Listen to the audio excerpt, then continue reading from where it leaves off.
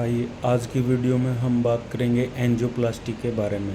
Angioplasty क्या होता है, कैसे की जाती है और कब करवानी चाहिए, क्यों करवानी चाहिए, हार्ट में छल्ला कैसे डलता है और एंजियोप्लास्टी और एंजियोग्राफी में क्या अंतर है और इन पर कितना खर्च आता है।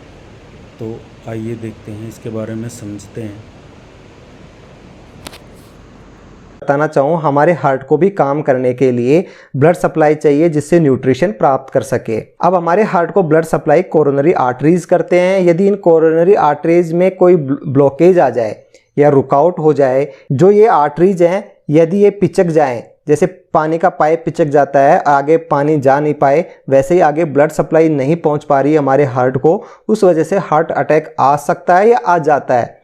ऐसी कंडीशन में हमें ट्रीटमेंट के तौर पर एंजियोप्लास्टी की जाती है और इसकी जांच के लिए एंजियोग्राफी की जाती है। जो आर्टरी है उसकी एंजियोप्लास्टी एक ऐसी सर्जिकल प्रक्रिया है जो आमतौर पर हार्ट की धमनियों को खोलने के लिए यानी ब्लॉकेज को खोलने के लिए किया जाता है। हार्ट में रक्त अच्छे से प्रवाह नहीं हो रहा है या किसी तरह का ब्लॉकेज है, तो ऐसी कंडीशन में एंजियोप्लास्टी सर्जरी की जाती है। छोटी सी धातु का एक ट्यूब होती है या एक छल्ला होता है जिसको जहां से ब्लॉकेज है उस ब्लॉकेज की जगह रख दिया जाता है जिससे आगे की ब्लड सप्लाई हो सके। ये प्रोसीजर मात्र 30 मिनट से लेके 1 घंटे के अंदर कंप्लीट हो जाता है और लगभग मरीज को 1 दिन में छुट्टी भी मिल जाती है हॉस्पिटल से। अब एंजियोप्लास्टी कब की जाती है, तो एंजियोग्राफी के माध्यम से क्या किया जाता है कि हमारे हाथ या पैर की जो नस होती है उसके माध्यम से एक कैमरा डाला जाता है और हार्ट में जाके देखा जाता है कि ब्लॉकेज कहाँ है, रुकावट कहाँ है आगे की ब्लड सप्लाई,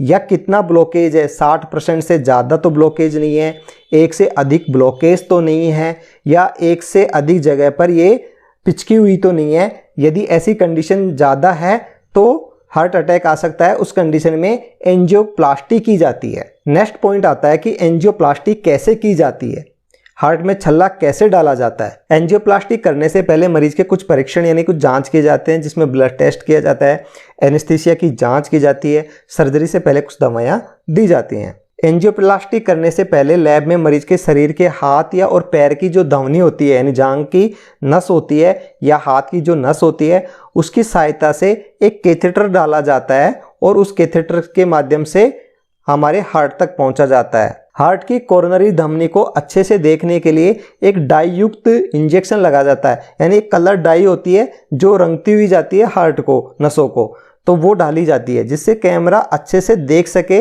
विशेष कैमरे के उपयोग से हृदय के अंदर के भागों की जांच की जाती है और पता लगाया जाता है कि ब्लॉकेज कहाँ है या धमनी कहाँ से सिकड़ी हुई है। जहां पर रुकावट होती है वहां पर एक बलून कैथेटर रखा जाता है ताकि फैटिक जो चीजें हैं, जो प्लग बन चुका है फैट का, एथेरोस्क्लेरोसिस बन चुका है, उसको क्या किया जाता है, कम किया जाता है, यानी पिचका के क्या किया जाता है, उस प्लग को कम किया जाता है। इसके बाद में कार्डियोलॉजिस्ट जो डॉक्टर है गुब्बारे के माध्यम से वहां एक स्टेंट यानी छल्ला डाला जाता है, यानी वहां रख दिया जाता है और जैसे ही उस गुब्बारे को फुलाया जाता है तो छल्ला भी फैल जाता है। उसके बाद में हार्ट को ब्लड सप्लाई अच्छे से मिलना स्टार्ट हो जाती है। ये एंजियोप्लास्टी मरीज की स्थिति पर निर्भर करता है। कई बार हार्ट में जैसे ही दर्द होता है, पेशेंट इमरजेंसी में हॉस्पिटल आता है तो पहले एंजियोग्राफी की जाती है जिससे देखा जाता है कि हार्ट में ब्लॉकेज है, तो उसी टाइम में एंजियोप्लास्टी कर दी जाती है और छल्ला डाल दिया जाता है, वो इमरजेंसी है।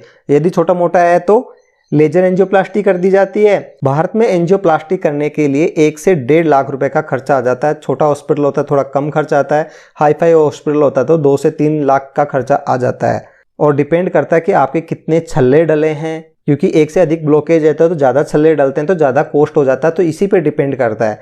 तो आप एंजियोग्राफी कराओगे उसके बाद डॉक्टर आपको बता देगा कितने छल्ले डलना है और किस टाइप के छल्ले आप डलवा रहे हो, कितने रुपए वाला छल्ले डला रहे हो, उसी पे आपकी कॉस्ट डिपेंड होती है। पर मान के चलो 1 लाख रुपए से कम एंजियोप्लास्टी कहीं भी नहीं होती। फिर आपके कुछ कमेंट्स आते हैं कि एंजियोप्लास्टी की देखभाल कैसे करें। तो आपातकालीन स्थिति में मरीज को कुछ समय के लिए ज़्यादा हॉस्पिटल में रखा जा सकता है क्योंकि उसको हार्ट अटैक दोबारा आने के चांस ज़्यादा होते हैं, इसलिए 2-3 या हफ्ते भर तक एडमिट कर दिया जाता है जब हार्ट में पेन की कंडीशन से हॉस्पिटल आता है। या आप रूटीन चेकअप से आते हो तो उस कंडीशन में आपका एंजियोप्लास्टी की जाती है तो लगभग आपको 1 दिन में छुट्टी दे दी जाती है। यदि आपको एंजियोप्लास्टी करने के बाद में कोई बहुत तेज बुखार आ रहा है, बहुत तेज दर्द हो रहा है या ऐसी कोई ब्लीडिंग हो रही है जिस साइड पे आपको एंजियोग्राफी की गई थी, तो आपको तुरंत हॉस्पिटल जाके डॉक्टर से मिलना चाहिए। और आपको एक्सरसाइज यानी व्यायाम करना जरूरी है, हल्का फुल्का, बहुत हैवी एक्सरसाइज नहीं करना, आपको हल्का फुल्का रेगुलर एक्सरसाइज करना है जिससे हार्ट अटैक आने के चांस कम हो जाते हैं। मैं हूं मिस्टर श्याम और ऐसे ही मेडिकल नॉलेज से रिलेटेड वीडियो मैं बनाता रहता हूं, तो आपको मेरा ये वीडियो पसंद आ रहा है तो चैनल को सब्सक्राइब जरूर करें। Thank you so much.